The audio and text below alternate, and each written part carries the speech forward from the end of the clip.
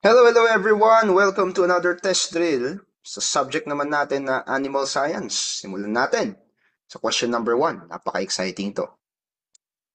Number 1, the outer layer of extraembryonic membranes which is in contact with the maternal uterine tissues.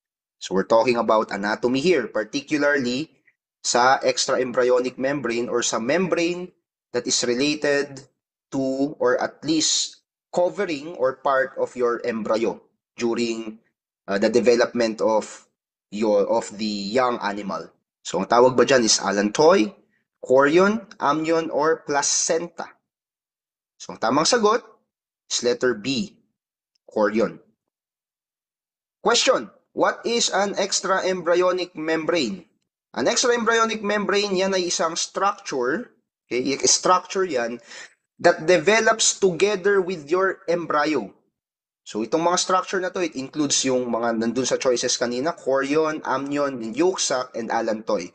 Now each of these particular membranes, may mga kanya-kanya silang functions that supports the development of your young animal or the development of your embryo. So unahin natin yung allantoy, this one. So ano yung membrane na yan? Yan ay isang extraembryonic membrane na involved in gas exchange and collection of waste products from the embryo. So ang allantoy, this is not an outer layer. So titignan natin para lang siyang tube na nakakonect sa embryo. And it is primarily contributing to the formation of umbilical cord and urinary bladder. So ang allantoy is a structure that becomes that becomes part of your umbilical cord. So ang pinaka-purpose niya is the exchange of gas and waste materials. Oh, how about your chorion? Yan yung tamang sagot kanina. Your chorion is this one. Okay?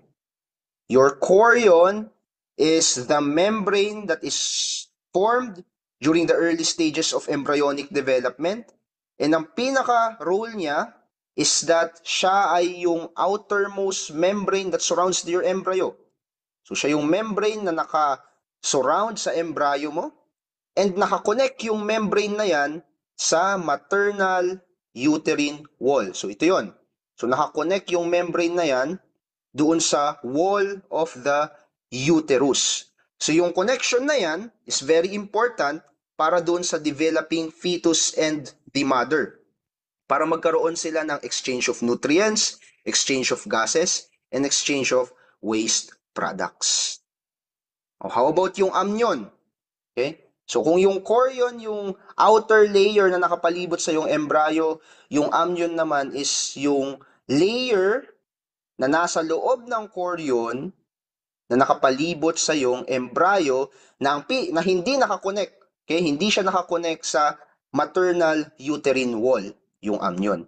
So ano yung purpose ng amnion? Ang purpose ng amnion is it serves as a cushion. Cushion para doon sa embryo mo. So kung saan siya, one way of thinking about it is kung saan lumalangoy yung embryo, yun si amnion. Okay? So it protects the embryo, it cushions the embryo probably against any harmful bumps or any harmful movements. Oh, how about yung last na choice doon, yung placenta? Now, ang placenta ay hindi membrane. Okay? So the placenta is not a membrane, but rather it is a temporary, siya isang temporary organ. So itong placenta na to is a temporary specialized organ that connects now your fetus to the uterine wall. It is composed of both. So dalawa ang composition ng placenta. Placenta na manggagaling sa nanay or yung maternal side placenta. So yung placenta na to ay manggagaling sa uterus mismo. Magpo-form siya from the uterus. And then mayroon ka namang placenta na galing sa fetus mismo. So yun yung fetal side placenta that is now derived from the chorion. So yung both placenta na yun, yung both parts of placenta na yun na magko-connect is now very important for the development of your embryo. Okay? Now, ano yung difference between placenta and chorion? Kasi baka isipin nyo, halos parehas lang naman sila. Yung chorion mo, nakadikit din doon sa uterine lining, di ba? Yung una-una, yung chorion is an extraembryonic membrane. Yung placenta, hindi. Okay? Ang placenta is a specialized temporary organ.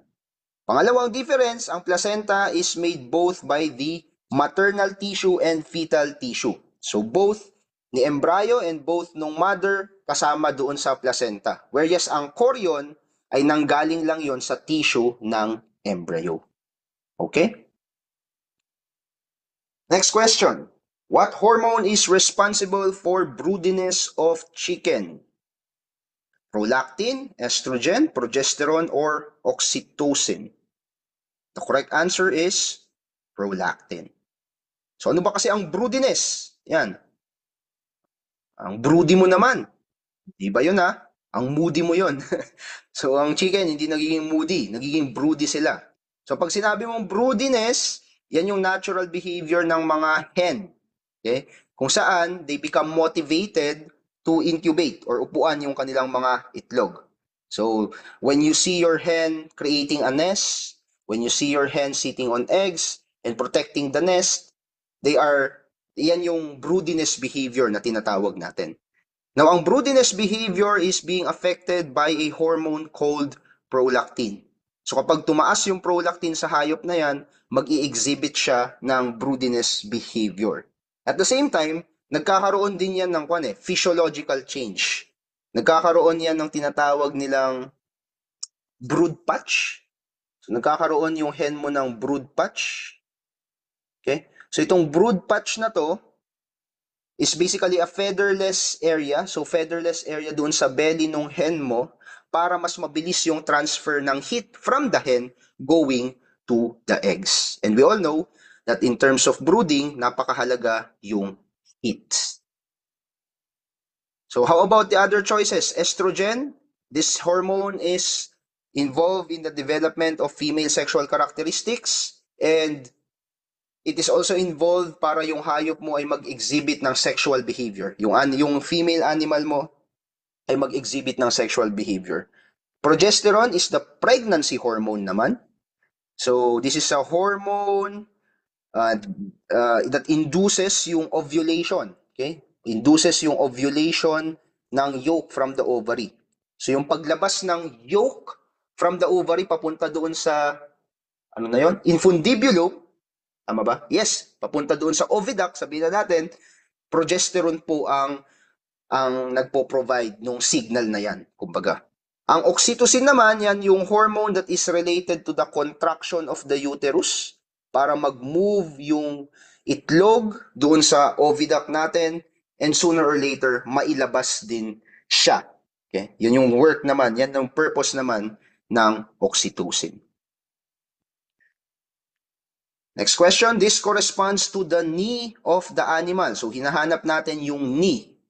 My toes, my knees. So, paa, tuhod. Yung tuhod, hinahanap natin yung tuhod ng hayop. O, alin kaya yan dyan? Carpals, tarsals, humerus, and femur. Now, for us to answer this, we need to see nasaan ba yung tuhod ng hayop. Okay? Now, tayo kasi, dalawa bipedal tayo. So we are only using our legs. So two appendages para maglakad. Ang hayop, 4 yung ginagamit nila.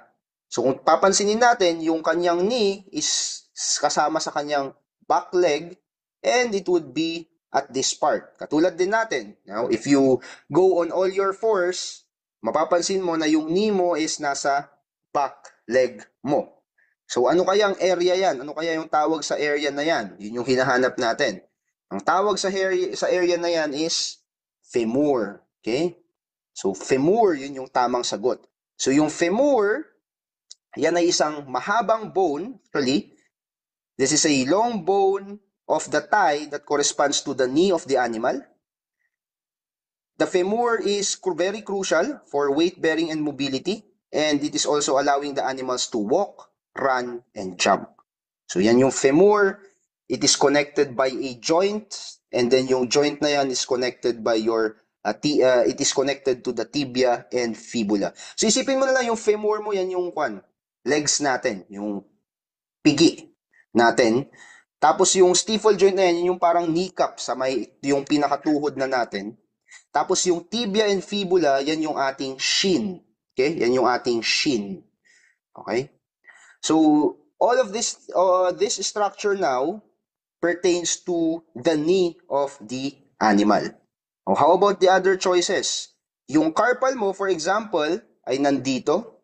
It does not contribute to the knee of the animal, but it is the wrist of the animal. Okay? Yung tarsals mo ay nandito. So yung tarsals mo ay hindi knee, but rather yan yung ankle. Yan yung ankle ng ating hayop. How about yung humerus?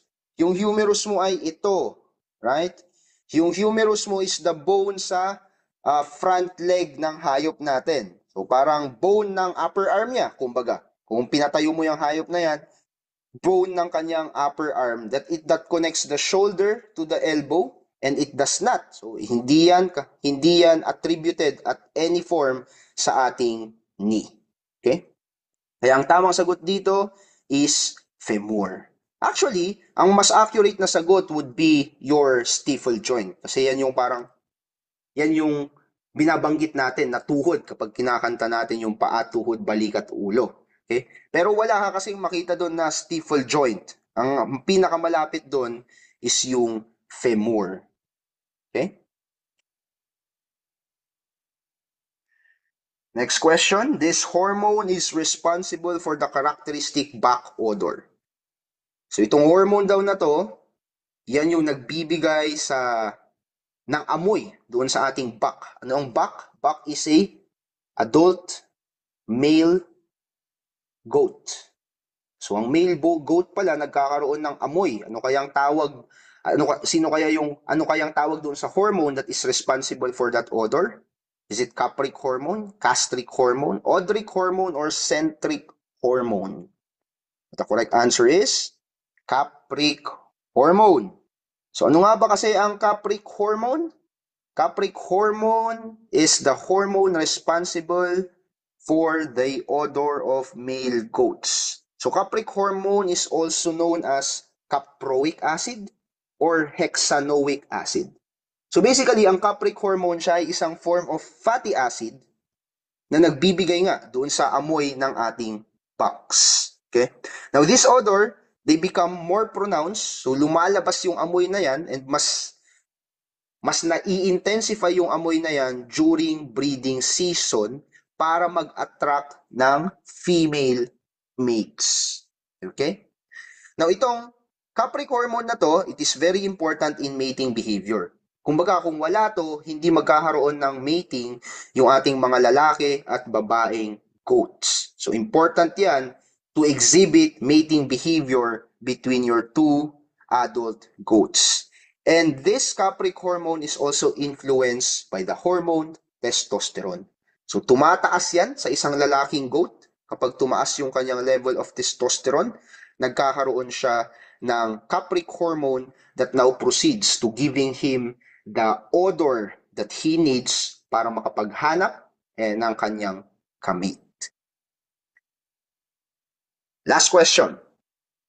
Arbor acre is locally known as what? So ano kaya yan? Arbor acre is a breed ng manok, particularly a broiler breed. So ang arbor acre, ang tawag din po dyan ay magnolia. Okay? So yung chicken ng magnolia na binibili mo sa supermarket, ang breed niyan is arbor acre.